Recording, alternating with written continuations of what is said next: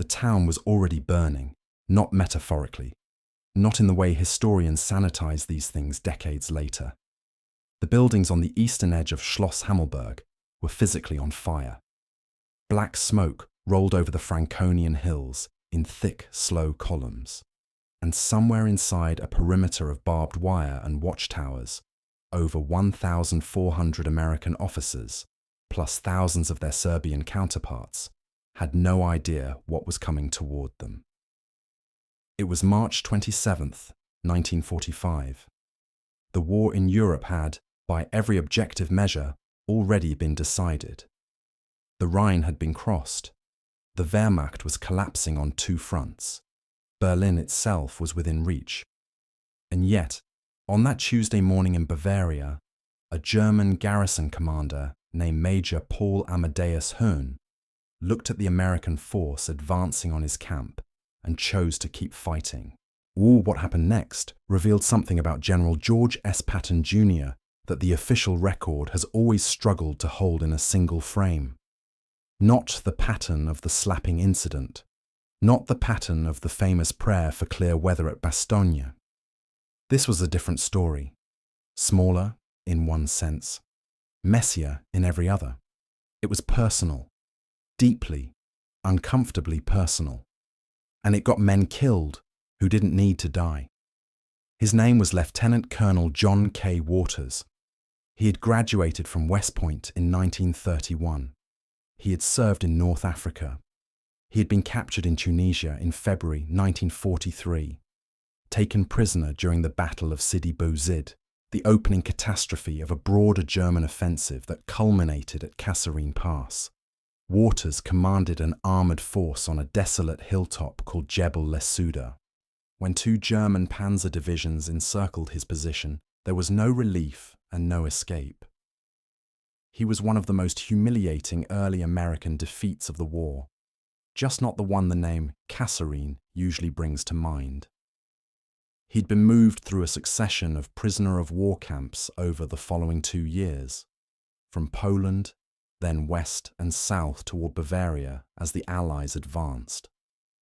By early 1945, he had been force-marched 340 miles from Oflag 64 in Subin, Poland, arriving at Oflag 13B, the officers' prisoner of war camp at Hammelburg, Bavaria, in early March. He was thin. He had been thin for a long time. The rations at Hammelburg were inadequate by any military standard. The prisoners supplemented them with whatever they could grow or trade or barter through the wire.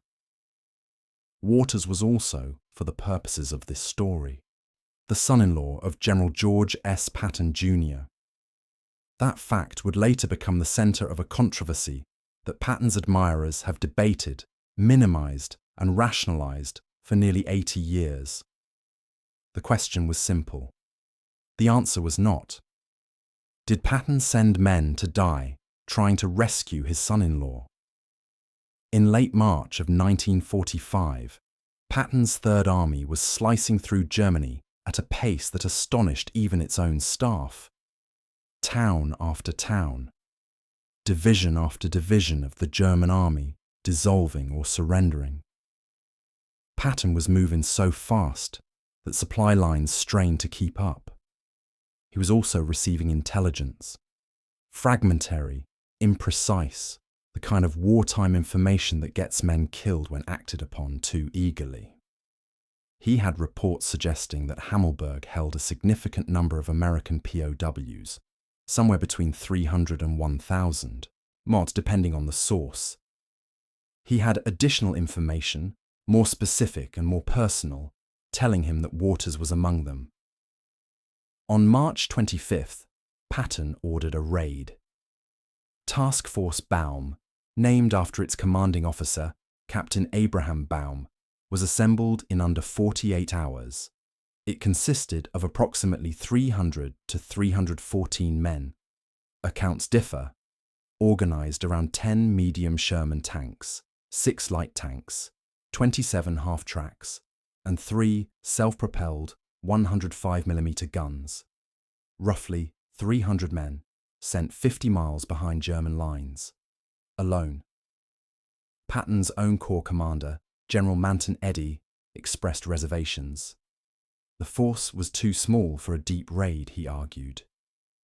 If they ran into serious resistance, there would be no extraction, no relief column, nothing. Patton overruled him.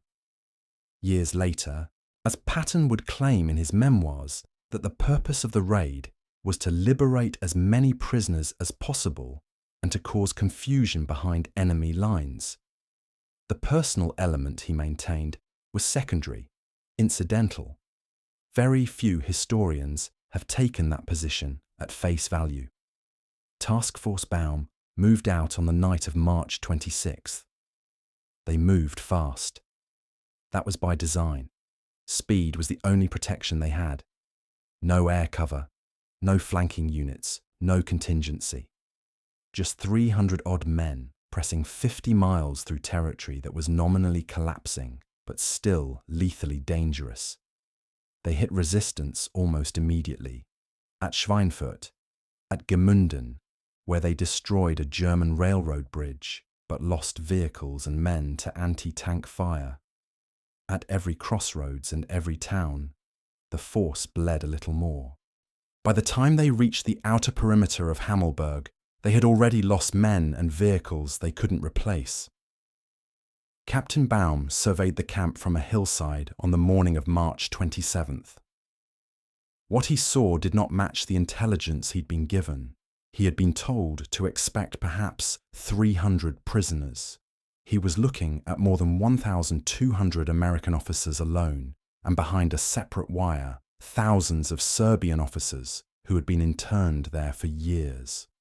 The camp was larger, more fortified, and more heavily guarded than the briefings had described. He attacked anyway. The assault on the camp's perimeter was sharp and violent. American tanks fired on the guard towers. German sentries scattered or were overrun. The outer wire was breached, and the prisoners, American and Serbian, found themselves standing in the chaos of what appeared to be a liberation. It was in this moment, as prisoners streamed through the broken wire and Baum's men tried to organize them into some kind of column for the return journey, that Major Paul-Amadeus Höhn refused. Höhn commanded the German garrison at Hammelburg.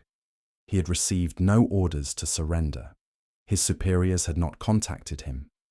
The chain of command, such as it still existed, had not given him the authority, or in his calculation, the necessity, to hand his position over to a force that, for all its aggression, was alone, deep in German territory, and not reinforced. The war, Höhn understood, was likely lost, but that calculation was above his rank and outside his orders. His duty, as he interpreted it, was clear. He kept his garrison intact. His men did not throw down their weapons. He waited, and he was right to wait, because Baum's force had a fatal problem. He had liberated over 1,200 Americans, starved, weakened, many of them sick, and he had roughly 200 operational soldiers and a diminishing number of vehicles to move them 50 miles back through hostile territory. The math was impossible. The liberated prisoners began walking. Some tried to ride on the tanks and half-tracks. Others, too weak or too disoriented, simply wandered. The column was slow. It was enormous, and it was entirely visible. German reaction forces had been mobilizing since Baum's column first crossed the line. Now, with the task force stationary outside the camp and burdened with hundreds of men on foot, those forces arrived. But the destruction of Task Force Baum was methodical. German units, infantry, tank destroyers and artillery converged from multiple directions. Baum's men were vastly outnumbered. They had no air support to call. They could not communicate with Third Army. They fought for hours in the hills around Hammelburg until the vehicles were burning and the men were out of ammunition. Of the roughly 300 men who had left friendly lines 48 hours earlier, somewhere between 9 and 32 were killed. The precise figure is disputed between unit-level military records and popular histories. Dozens more were wounded. The vast majority of the task force was recaptured and returned to prisoner-of-war camps, including the same camp they had briefly liberated. Only 35 men made it back to Allied-controlled territory. Baum himself was wounded and captured. Major Höhn's garrison, reinforced and counter-attacking, had retaken Hammelburg. And in the chaos of the assault and the retreat, Lieutenant Colonel John K. Waters had been shot. He was alive, barely.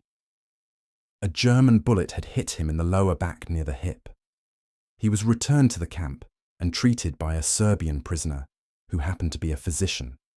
He would survive. He would eventually be evacuated when Patton's main force reached Hammelburg weeks later. He would go on to a distinguished career, retiring as a 4-star general. But on the hillside outside Hammelburg, men had died. Patton's response to the disaster was characteristic. He called it a failure of resourcing. He said the force was too small, a conclusion he had reached after the fact, having overruled the same objection before it. His own words, I'd recorded later. I know of no error I made, except that of failing to send a combat command to take Hammelburg. He lamented the losses in language that acknowledged them without dwelling on them. He did not, publicly, acknowledge the personal dimension. The official after-action report described the operation in terms of its tactical objectives and their non-achievement.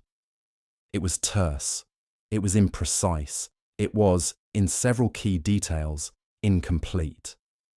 Eisenhower was furious.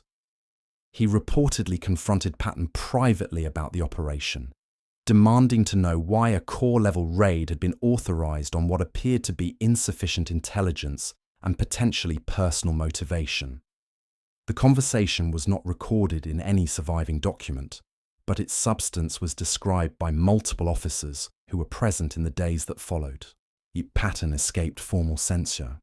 He was too valuable. The Third Army was still driving.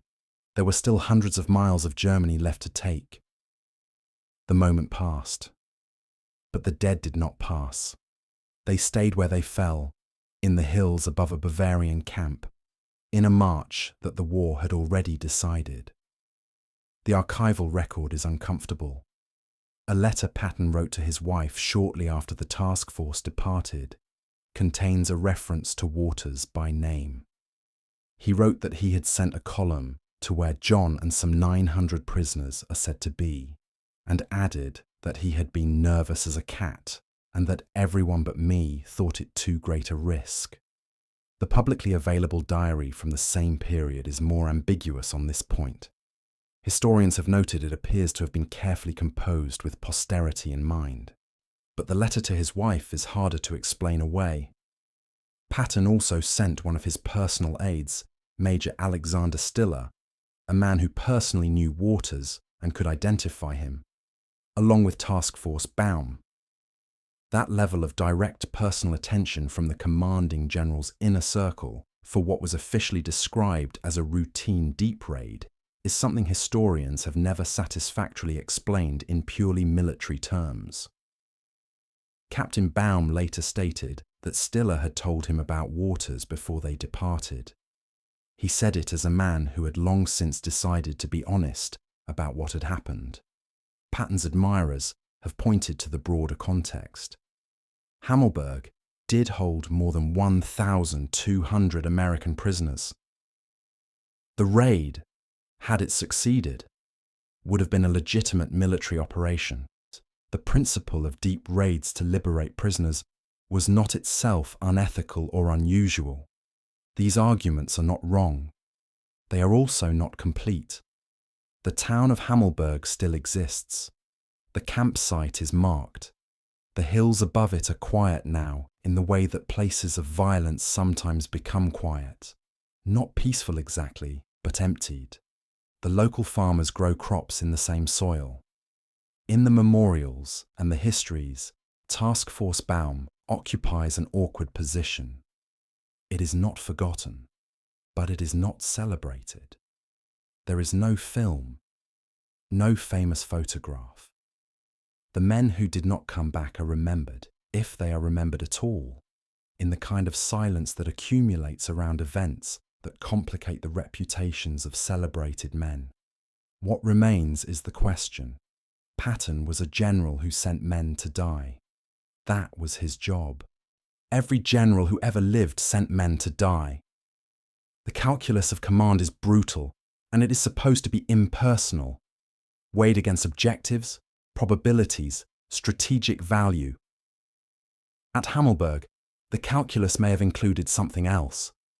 A father's instinct, a family name, a man in a prison camp who happened to be married to his daughter. Whether that makes Patton a human being doing something recognizably human, or a general who violated the trust of the men under his command, is a question each person has to answer for themselves. What is not in question is that men went to Germany in March of 1945 and did not come back. The precise number of those killed remains disputed in the historical record, with unit-level military analysis suggesting around 9 and popular accounts reaching as high as 32. What is not disputed is that every one of them was real, and that the order that sent them was personal in ways Patton would spend the rest of his life denying.